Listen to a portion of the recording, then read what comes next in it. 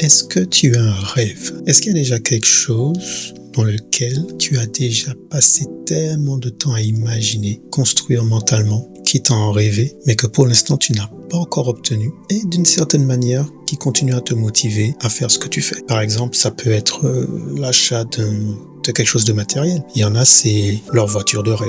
Il y en a, c'est leur travail de rêve. Il y en a, c'est leur maison de rêve. La vie de rêve. Est-ce que tu as un rêve que tu as envie de réaliser?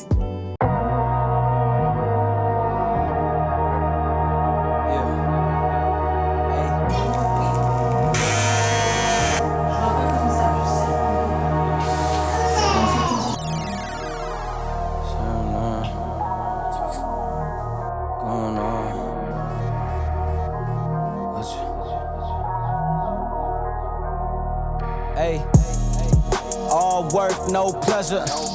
I ain't here to make friends, big stepper. Hey, bad guy, Heath Ledger. Ready for wherever, I'll be front and center. Don't fly too close to the sun, your body chopped up by propellers. Came in arrogant, but left out in a stretcher. The comparison, y'all know y'all couldn't replicate it. Chilling in the desert, I'm good under pressure. Stick around, let me hold it down, look at what we found. This a marathon, not a sprint, let's go 100 miles. Moi, j'en ai un et jusqu'à présent, je l'ai pas encore fait. Et c'est le seul rêve, la seule chose que du coup, quand je m'endors, j'y pense. Et je me dis, ouais, il faudrait que je le fasse un jour. Je vais pas te le dire. Par contre, côté matériel, j'en ai un autre. Le but dans la vie, c'est pas que d'en avoir qu'un seul de rêve. Franchement, si t'as qu'un seul rêve, tu t'ennuies. Parce qu'imagine, tu le réalises. Tu rêves de quoi le lendemain? Voilà quoi. Faut se donner des goals à atteindre, tu vois. Donc moi, j'en ai un. Depuis que je suis rentré dans la vidéo, en tout cas, depuis que j'ai vu mon premier film, ça sera pour une autre vidéo celui-là. J'ai vu un making-of, mais ça date il y a longtemps. J'ai vu, alors quand je dis j'ai vu un making-of, je parle pas d'avoir vu à la télé, je parle d'avoir été présent. C'est quand j'étais aux États-Unis et je suis parti, à un moment j'étais en train de me promener au niveau de, qu'on appelle ça, Central Park. Je me promenais vers Central Park. C'était il y a longtemps, les gars. C'était en 1995, donc ça date. Je me promenais à Central Park et je vois un gars qui est là avec une grosse caméra posée. Je savais pas que c'était une caméra. Moi, je te le dis parce que maintenant, avec l'âge, le recul, je sais ce que c'est. Mais à l'époque, je vais te le décrire avec les yeux que j'ai. Donc, dis-toi que j'ai, oui, août 95, si je me trompe pas. Je vais à Central Park. Je vois ce gros boîtier gris, noir, plein de câbles, plein de trucs, plein de personnes autour. Ils étaient au moins 5 et on peut pas passer. Donc la police empêche de passer et nous du coup il y a une mesure de sécurité. Et je veux pas te dire qu'est-ce qui se tournait parce que j'étais subjugué par ce que je voyais. Et bien sûr les gars ils étaient en train de faire leur truc, ils étaient sûrement en train, je sais pas qu'est-ce qu'ils filmaient. Franchement je sais pas. Mais je me suis dit c'est trop stylé. J'ai trouvé le truc incroyable. Franchement, j'ai trouvé ça incroyable. Je vais pas te dire pourquoi, mais sur le coup, j'ai trouvé ça incroyable. Donc, après ça, je me suis intéressé au milieu du cinéma. Quand je suis rentré, l'une des premières choses que j'ai fait quand j'ai eu le temps, c'est d'aller à la bibliothèque et rechercher toutes les caméras qui étaient possibles. J'ai regardé dans tous les livres de caméras que je trouvais sur le cinéma et je ne l'ai pas trouvé particulièrement. Je n'ai pas trouvé cette caméra-là parce que du coup, c'est vraiment vague. Je l'ai vue, j'ai pas vu la marque. Jusqu'à présent, je peux pas te dire ce que j'ai vu. J'ai juste vu un gros boîtier.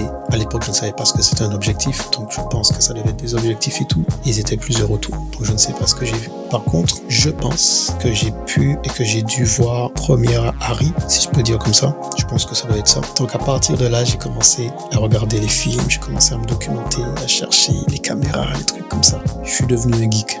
Clairement, je suis devenu un geek. Et j'avais ce rêve, du coup, un jour, que j'aurais la panoplie complète du cadreur. J'aurais le set complet. Et plus j'avance, plus je regarde, tu vois, je découvrais les travelling, les ponts, tu vois, les trucs comme ça, les grues. Oh là là, quand Matrix est sorti et que ensuite on a pu découvrir le making-of et qu'on te montrait l'envers du décor avec les caméras, le système qu'ils mettaient en place, là mon cerveau il a explosé. Et j'ai dit non, il me faut absolument un équipement pareil. Et c'est devenu franchement un rêve que j'ai dans l'optique d'y arriver. Et je suis à ça d'y arriver.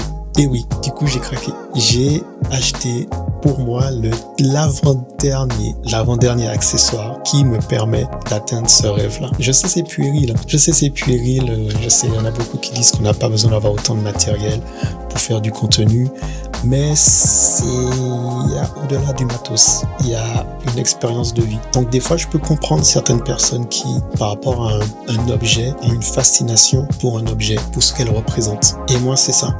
Je voulais une caméra cinéma. J'avais pas vraiment de marque établie. Toutes les grosses cams qu'on peut utiliser dans le documentaire ou même dans le court-métrage, je m'étais renseigné et c'est vrai, ça coûte la peau des fesses. Et heureusement, au fil des années, la technologie a évolué et a permis à ce que on puisse avoir de la qualité dans des petits boîtiers.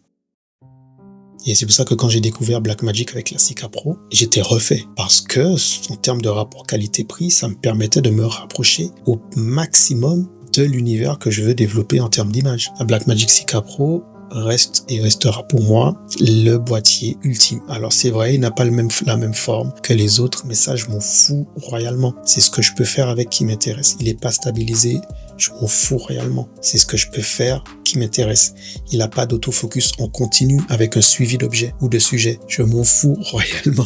Au contraire, je trouve que c'est encore plus intéressant et encore plus challengeant de me dire que ce que je vais développer comme image, c'est moi qui l'ai maîtrisé. J'ai maîtrisé ma stabilisation, j'ai maîtrisé ma mise au point et j'ai préparé mon set, j'ai préparé mon image. C'est vraiment, si je peux te faire la petite allégorie, si je peux le dire comme ça, c'est un petit peu comme si tu as un chef cuisinier, ok, qui est dans un très beau restaurant, voilà, il a développé son restaurant, il a sa marque, et maintenant il veut cuisiner, et il a avec lui tous les équipements qu'il faut. Mais tous les équipements qu'il faut, quand je te dis tout, il a tout ce qu'il faut. Mais ils sont tous automatiques. Pour faire le pain, il met juste les ingrédients, ça sort le pain. Pour faire ses sauces, il met juste les ingrédients. Pour faire même sa cuisine, grâce à la technologie, il a pas besoin de perdre du temps. Il met juste les ingrédients. Des fois, il y a même certaines machines, il a même pas besoin de d'éplucher. Il met dedans, la machine s'occupe de tout. À la fin, quand tu présentes le plat, est-ce que tu es satisfait de ce que tu as fait? Où est le plaisir de la réalisation? Où est le travail, l'investissement personnel, l'âme, si je peux le dire comme ça? Perso, je trouve qu'il n'y en a pas. Et c'est pour ça que la plupart des grands chefs ou même des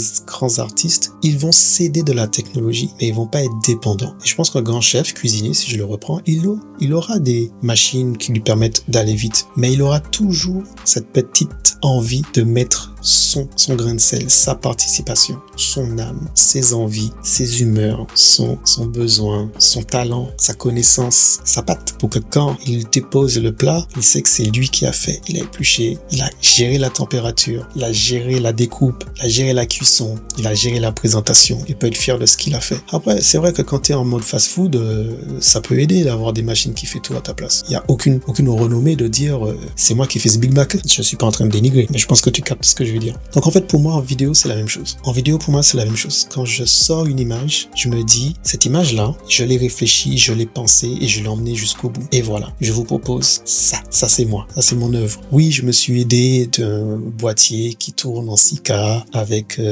voilà, mise au point, tout ça.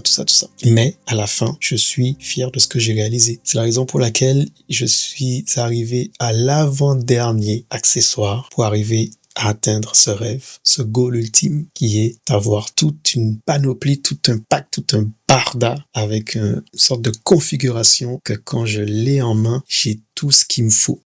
Et le dernier en date, c'est l'Arxo, le rig de chez Tilta. C'est l'anneau. Il me permet de pouvoir poser la Blackmagic avec l'aide du RS3 Pro directement dessus et l'utiliser avec ma Flycam. C'est ce que j'avais besoin pour avoir des images fluides, stabilisées et pouvoir tourner en continu sans forcer, sans galérer à tenir le boîtier parce qu'il est vraiment lourd. Mais je voulais pouvoir utiliser la Flycam parce que ça soulage de fou quand tu tournes certaines scènes et qu'il faut tourner la caméra à une certaine hauteur, un certain angle. Ça t'allège de énormément le poids. Ça allège de fou en fait. Et la dernière, je vous le dirai pas. Le dernier accessoire dont j'ai besoin, je vous le dirai pas parce que je l'ai pas encore. Mais en tout cas là, je suis arrivé à ce stade où, voilà, il me manque, je suis à un objet près d'avoir ma configuration configuration que je vais appeler configuration parfaite, un objet prêt. Donc, je sais pas si tu as des rêves. Si tu en as, dis-les-moi en commentaire. J'aimerais bien les lire, savoir où vous en êtes parmi vos réalisations, vos envies, vos aspirations. Moi, de mon côté, je voulais pas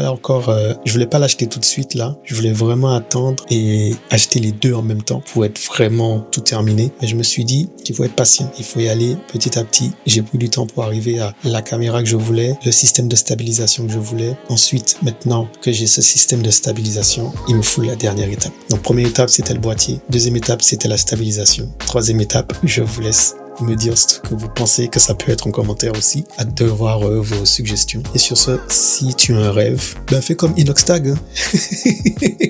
Prends tes sous et gravis l'Everest.